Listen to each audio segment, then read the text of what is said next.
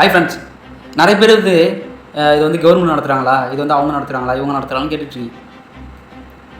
அவங்களுக்காக ஒரு பதிவு தான். என்னென்னா, இப்போ நம்ம ஜிபே ஃபோன்பேலாம் யூஸ் பண்ணுறோம் தெரியுமா, அதில் வந்து கவர்மெண்ட் நடத்துகிறாங்களா?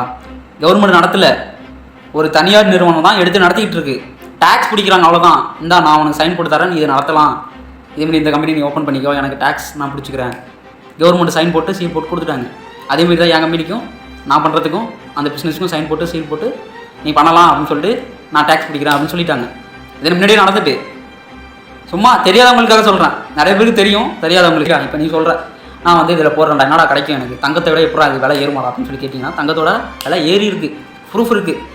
கூகுளில் செக் பண்ணி பாருங்கள் போய்ட்டு. பிட்காயின் ரேட்டு 2008, 2009 அந்த இதில் இப்போ என்ன ரேட்டு போயிட்டுருக்கு, தங்கத்தோட என்ன ரேட்டு போயிட்டுருக்கு நீங்கள் சர்ச் பண்ணி பாருங்கள். உங்கள் பிள்ளைங்க இருக்காங்க, உங்கள் பிள்ளைங்க பேரில் அமௌண்ட், என் பிள்ளைய என் பொண்ணை யாரும் எல்லோரும் வியந்து பார்க்குற அளவுக்கு நான் கல்யாணம் பண்ணி கொடுக்கணும் அப்படின்னு சொல்லிட்டு ஆசைப்பட்றாங்க.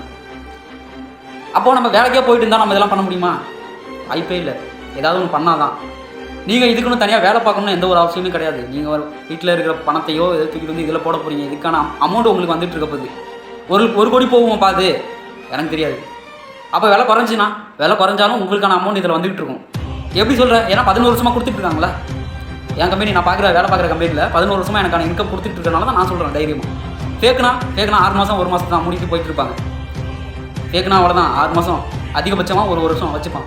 எல்லாம் முடிஞ்சா மூடிட்டு போயிருப்பான். அதுதான் ஃபேக்குன்னு சொல்லிட்டு இருக்காங்க நிறைய பேர். அவன் ஃபேக்குன்னு நினச்சிருந்தா 11 வருஷமாக ஒரு கம்பெனி ரன்னாக இருக்க முடியாது.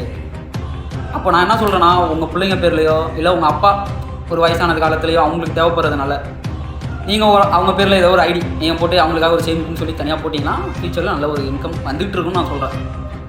உங்களுக்கு இப்போ தங்கத்தை நான் விற்றுக்கலாம், இதை விற்கலாமே. உங்களுக்கு இப்போ தேவைப்படுதுன்னா கூட நீங்கள் உங்களுக்கு அமௌண்ட்டாக தேவைப்படுதுன்னா நீங்கள் விற்றுக்கலாம்.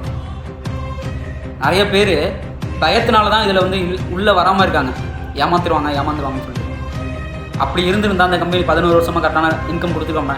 நீங்கள் எங்கள் கிட்டே பணத்தை கொடுங்க அப்படின்னா நாங்கள் சொல்ல, நீங்கள் ஓனாக உங்களோட வாலெட்டில் நீங்கள் வாங்கி வச்சுங்க. ஓகே ஃப்ரெண்ட்ஸ், இன்னமும் இதை பற்றி உங்களுக்கு தெரியணும் அப்படின்னு சொல்லிட்டு நீங்கள் கேட்டிங்கன்னா எனக்கு நீங்கள் பர்சனலாக எனக்கு கான்டாக்ட் பண்ணுங்கள். நான் உங்களுக்கு நிறைய டீட்டெயில்ஸ் சொல்கிறேன்.